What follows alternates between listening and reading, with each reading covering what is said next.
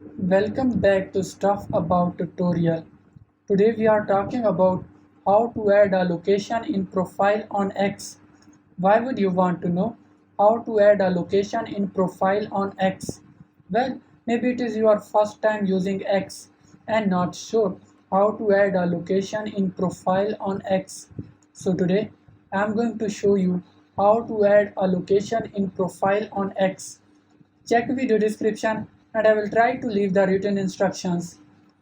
Adding a location in profile on X is quite simple and the process is same for Android and iOS devices.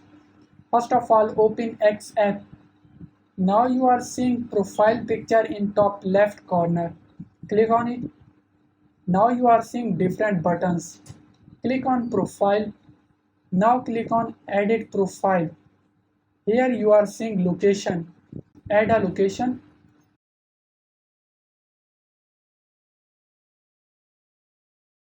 and then press save. Location will be appeared in your profile. There you go. If you wanted to know how to add a location in profile on X, that is the easiest way I know how. If you know another way, to leave a comment below. Be sure to subscribe for more videos.